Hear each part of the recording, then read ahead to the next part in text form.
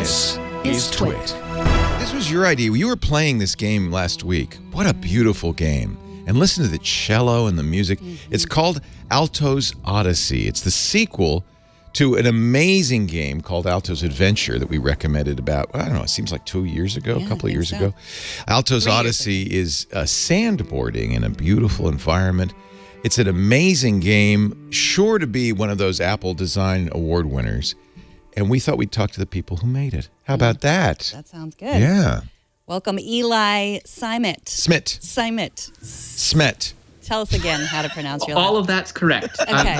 I've changed my name now to adapt to your pronunciation. Thank you. You are the lead producer on Altos Odyssey. Thank you so much for coming on to talk to us. Thanks so much for having me, Leo, Megan. Hey, how's it going? It's great. It's great to see you. Thank you. I'm sure you're fairly busy. Actually, are you busy? Once a game like this comes out, are you done?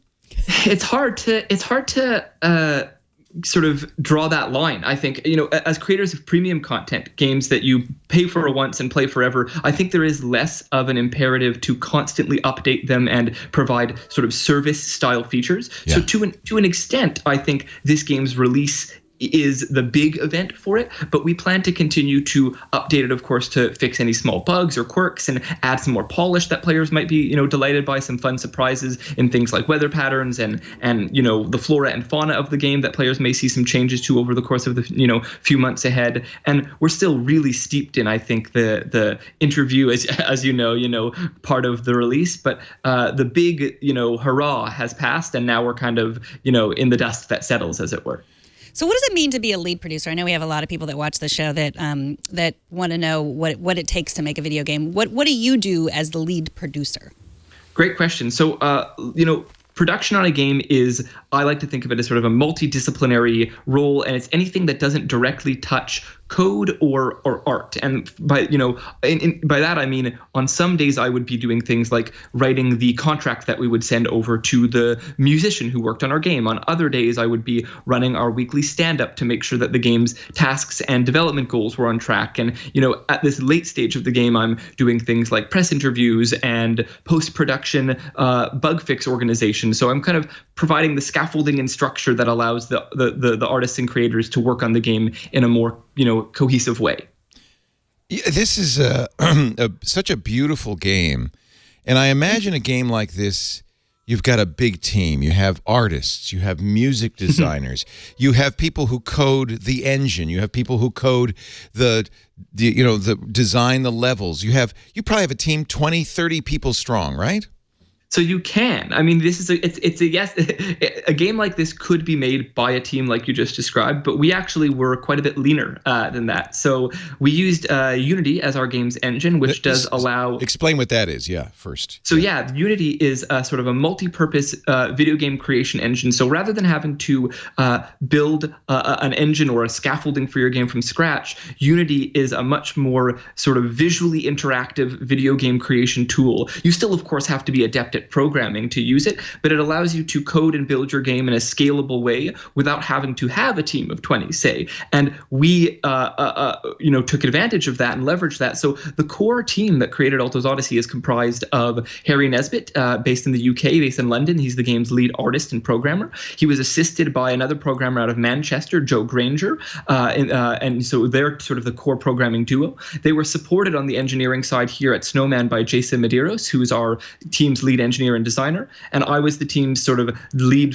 day-to-day on-the-ground producer, and all of us were supported by Ryan Cash, Snowman's co-founder, as sort of the executive producer and game director, manning sort of the top-level stuff. So the core team that created Alto's Adventure, separate of our game's musicians, was 5 people, actually. Wow.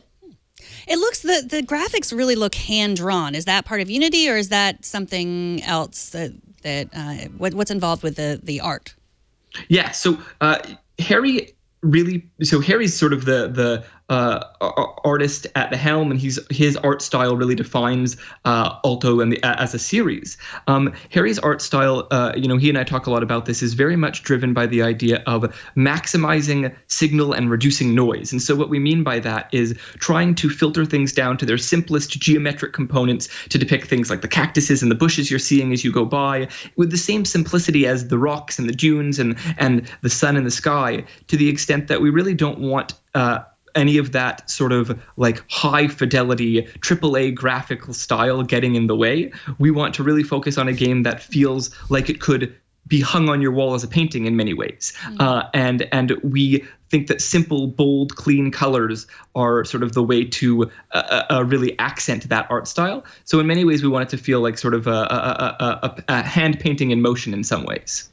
But it's more than the art, because the soundtrack is gorgeous too. In fact, this is one of those apps, and you see them more and more on iPad, that say, put on some headphones. It's going to sound great. So you don't have a separate designer for music? We do in this case. So in the case of Alto's Odyssey, we really wanted to step our game's music up a notch, I think. And not to say that the game's first soundtrack, which players did really love, wasn't wonderful. Almost got it. Got to watch out for those rocks. But I think for our purposes, I think we wanted to try to focus on sort of depth over breadth. And what I mean by this is, rather than approach a follow-up to a successful game by saying, let's just shovel the kitchen sink in and add tons of things and hundreds of new mechanics, we wanted to take what was there and deepen it and make it richer. So that included the music and the music design.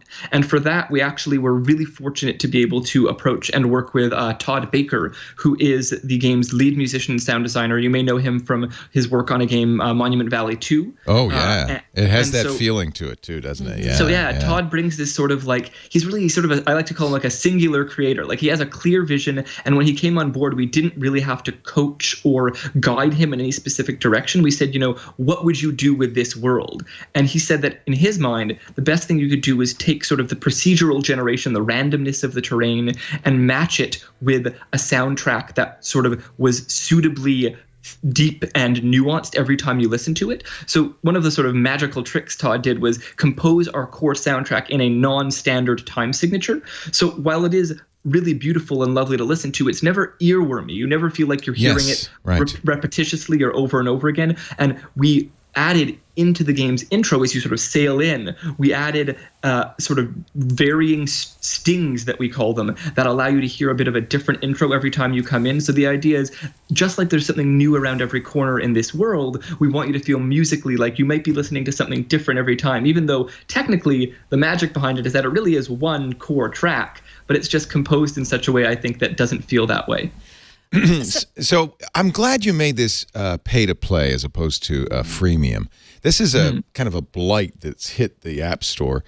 Games that are apparently free, but then in order to play them for any length of time, you're really going to end up spending money, and sometimes literally hundreds of dollars. What was the decision? I mean, Alto, originally, the Alto's Adventure was also pay to play. You could make more money, We could. We talk a lot about this as a team. So I think from our perspective, we like to say on Team Alto that, we want to make games that you might sit with for a short time, but that sit with you for a long time after. And I think part of that is trying to craft an experience that feels like you can take real meaningful ownership over it.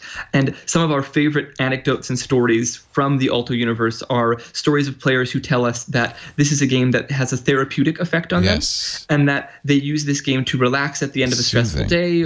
Or in the case of some players, we've heard really heartwarming stories that, they've gone through tough times like the loss of a loved one or some illness. And this is a game that they take out when they're just feeling at sort of the precipice of being too stressed or scared, and they use it to calm and bring themselves down. So all of this ties into pricing for us, because I think we wanted to allow players to purchase this game, take it with them, and know that whenever they opened it up, it could be sort of there for them, like a dependable friend in a way. And in that sense, I think it just pairs better with the idea that you purchase once and own forever. However, I do agree with you that there is more money to be made in many ways, statistically speaking, on the freemium side. And I think there are wonderful ethical freemium games out there, games like Crossy Road, games like Clash Royale that I play on a regular basis, that I think don't ever make you feel like you have to pay, but reward you generously if you choose to pay and become a paying player. And there are examples of those games done right. But I think for the Alto series, as this sort of magical escape to somewhere new, I think it just suits the idea of paying one upfront price of admission and owning it forever. You must have metrics on this, some sort of instrumentation. Play Zen versus the game mode, because I wouldn't want to play anything but Zen. Yeah, I mean, it's my favorite mode too. We're still collecting data on a lot of that. We have some.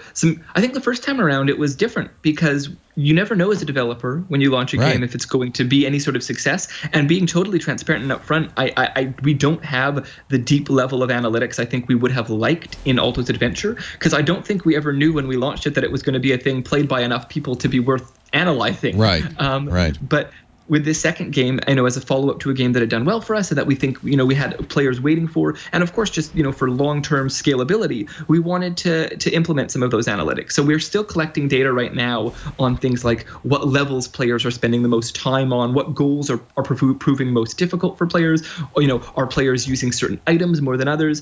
Anecdotally, I would say that there's a diehard sort of core of players who like to beat the entire game, all 180 goals, all 60 levels. But for a lot of players, just that I hear on Twitter, on Facebook, and through email support, I think they do play maybe a few goals here and there, but they pick up Alto a lot to go to its Zen mode and to relax. It's very relaxing. Yeah, even when you crash in Zen mode, all you do is you just get up. You just get up and keep on. Crashes happen. That's okay. You just move on. It's like life, you get right back up. You learn from your crashes. It's so cool to see a game like this and then see the people behind it and understand some of the mechanics behind it. I really appreciate what you've done, and I can't wait to see the next one. I presume there will be another Alto at some point. I think for us, as long as there are moods and places that we think are worth exploring in this universe, I think players can count on seeing some more Alto in the future. But thank you both, Leo and Megan, for having me. It's been wonderful to come on, and thanks so much for taking the time. Have fun at GDC. Thanks. Take Bye care. now. That's really neat. What a beautiful game and so much fun. I'm stuck in a cyclone right now, but that's okay. I'll get out of it. Do you play mostly in Zen mode? I do. What I play, and then I let Burke played on my Apple TV login and got he me got in it, all so he got all the things. He gets me the extra players. Yeah, that's what I stuff. do with Michael, our 15-year-old. He beat Cuphead, not me. Yeah. It might look like I beat it because he played with my account. I don't mind that.